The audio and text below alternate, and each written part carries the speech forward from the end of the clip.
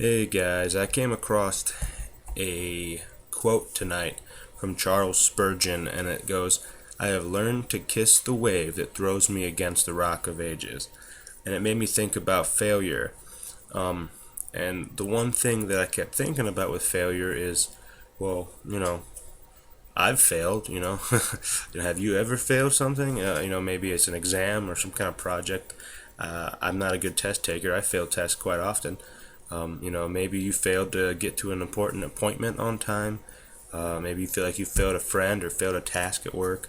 Or whatever the failure is, the point is we all have failed. Failure is familiar to everybody. We've all failed at some point in something. So, you know, unfortunately, some of us feel like we experience failure more than others. And, so after years of living this way, as a failure, I've realized that failure doesn't actually need to weigh on us the way that so many of us let failure weigh on us. Because the truth is, failure is not something that defines our character, and it certainly doesn't determine our self-worth. So right off the bat, the first question is failure always negative? It's pretty easy to believe that failure is bad, and if we were to be honest, failure is probably something that we're all kind of ashamed of. Most people look at failure, it's automatically like it's synonymous with weakness. Failure and greatness, it's two different ends of the spectrum. I'm sure we've all been laughed at for failing at something at some point. And we've also thanked God for times when we were sure we were going to fail and we didn't. So, like I said, failure is something that we have all from time to time encountered. It's just a part of living here in this life. We've all done it. We've all failed. We're all going to do it again, I'm sure. And if we're honest with ourselves, occasionally, um, as we're failing, from day to day or time to time or, whatever the struggle is that we're failing in, we're not proud of it, and so we like to run from it. And like I said, failure is synonymous with not good, with weakness. So the question is, why do we run from it? Why do we run from failure? Why is failure so shameful? And why is failure always such a negative thing? Let's be honest. I get it. If failure was a profession, I'd be rolling in the dough as a billionaire.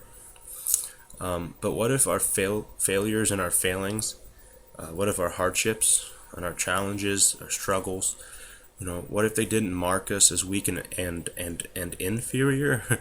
What if instead of showcasing our weaknesses, what if our failures opened up new opportunities and new levels of strengths for us? What if failure made us stronger? Okay, just getting one thing straight. I'm not saying that failure is an awesome experience. I'm not saying that we should all plan to fail. Failure is horrible. But pain has a way of unearthing beauty in us if we let it. Failure can show us pearls buried deep within ourselves that can only be found while we're digging deep. I was thinking of this set of scripture in regarding to failure in Matthew 26:33 and through 35, and it's Peter declared to him, "Though they all are offended and stumble and fall away because of you, and distrust and desert you, I will never do so." Jesus said to him, "Solemnly I declare to you, this very night, before a single rooster crows, you will deny and disown me 3 times." Peter said to him, "Even if I must die with you, I will not deny or disown you." And all the disciples said the same thing. That's out of the Amplified, by the way. But, as we know how the story goes, Peter gets 3 opportunities and, before the rooster crows. And he does, in fact, deny Christ 3 times, as Christ told him he was going to, even though he promised he didn't. This is a man who walked with him, talked with him, lived with him, and he denies him 3 times. So, you can look at this as probably his biggest failure. As a Christian, I would not want to deny Christ. not once, let alone 3 times. However, if I was honest with myself and everyone else, there are things that I do from day to day where I do deny Christ. Whether it's a sin that I struggle with, or not trusting in the Lord, or whatever the situation is. There are times that I have opportunity to just bring the Lord into the situation, and I don't, or or take the Lord to somebody else's situation, and He's opening a door for me to give Him glory, and I don't, and I kind of walk away beating myself up, going, man, I let Him down this time, or I failed Him this time, and so I'm sure that for Peter in this instance, it was probably, these guys walked together. They were like friends and family, and I hate to let down my friends. So I'm sure that this was a huge failure in Peter's eyes, and uh, he could have let this beat him. He could have let this failure stop him. But as we come to know later on, the next part of Peter's story, he was a fiercely loyal man, and the Lord comes back and assures him he's forgiven, and all that stuff happened at Pentecost, and once Peter got the Holy Spirit in him, he was just a fearless missionary, just for Christ, and he just he did all this stuff as like a foreshadowing, from Matthew 16 in verse 18. The Lord actually says, Peter, on this rock I will build my church, and Peter was the rock, and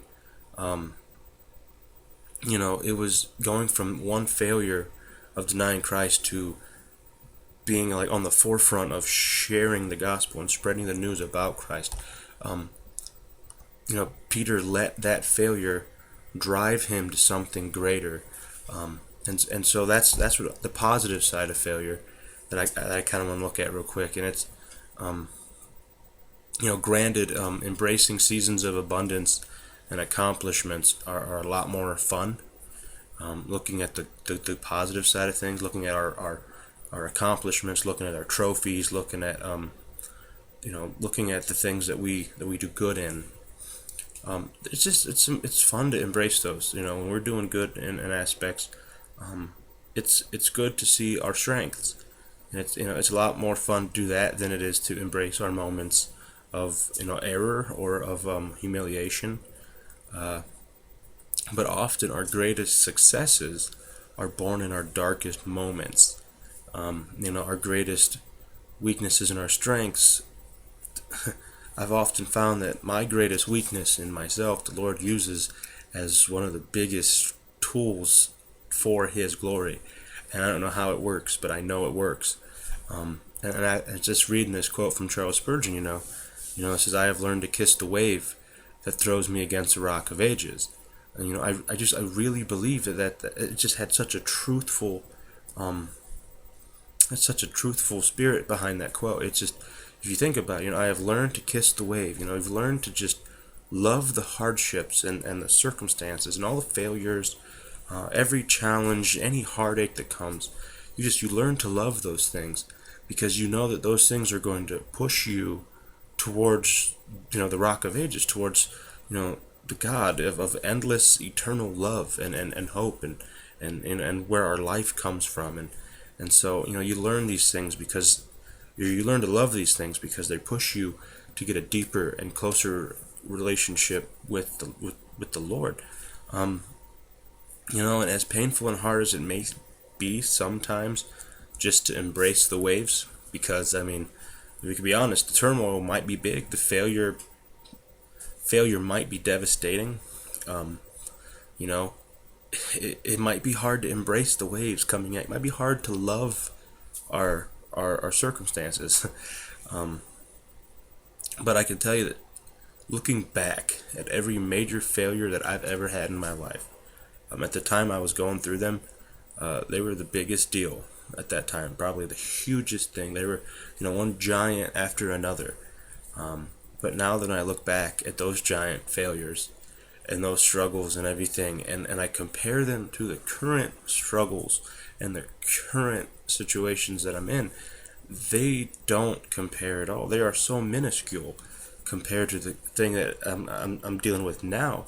Um, you know, when we remember and realize that they're not the end of everything, uh, we look back and see how those things that were so big didn't beat us, and those things that were so big are nothing now. You know, you can look back and see when you went through them with the Lord and when you went through them on your own, and the differences as they're coming out on the other side. And like I said, we just, we remember and realize that they're not the end of everything.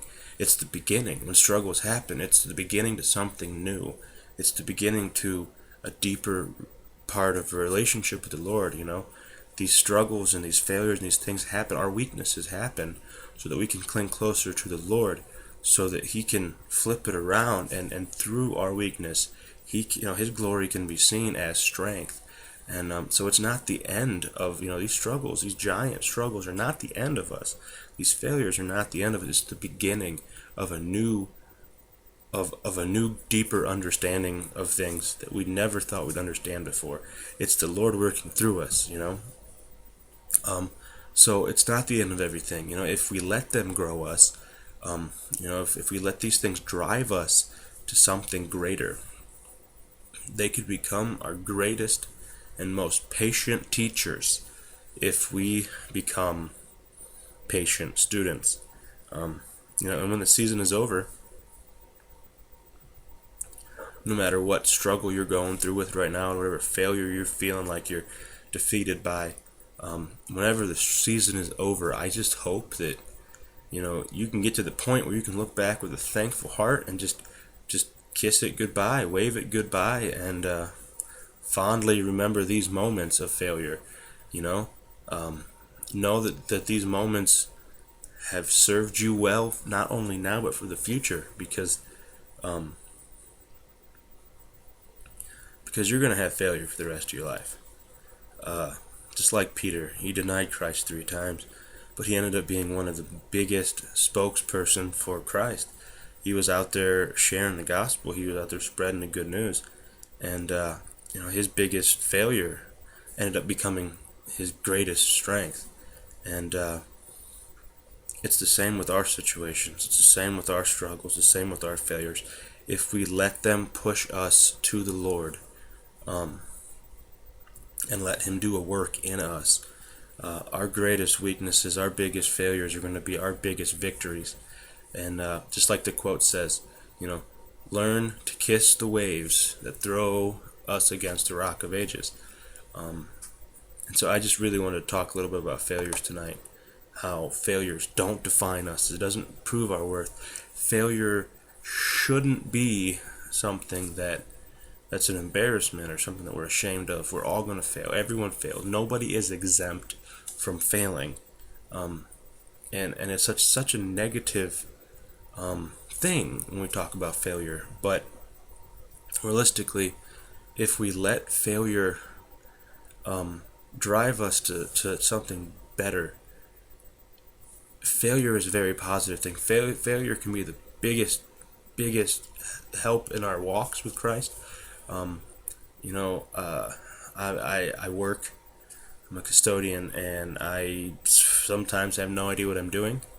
There's messes after messes, and to be honest with you, sometimes I'm like, you walk in defeated. You're like, the building looks the same as it did every night. Doesn't matter how hard you clean it the night before, you come into it, and it's a wreck.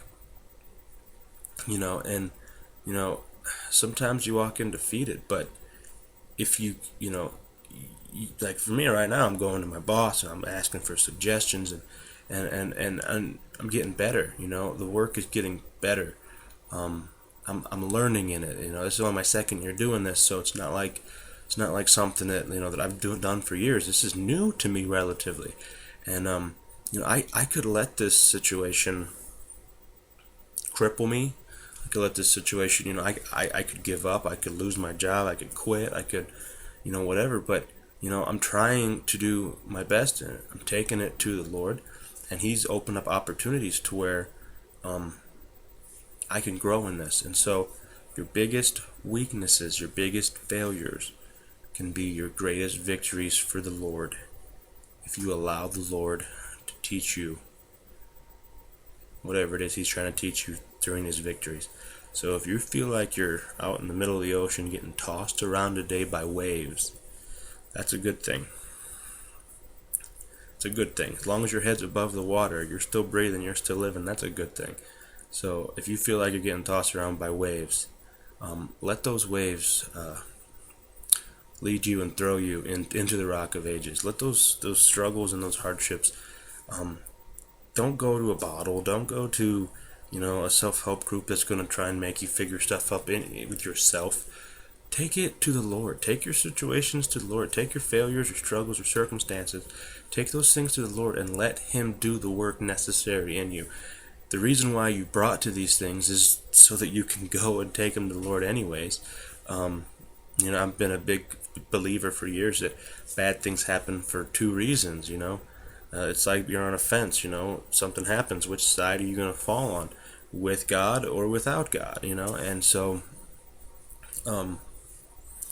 when these things happen, we need to make that decision to let the Lord be a part of make the decision to let the Lord be a part of the decision, and do it His way. And failure is very, very positive when we let the Lord be a part of the decision, be a part of the solution. So again, the quote tonight is, I have learned to kiss the wave that throws me against the rock of ages.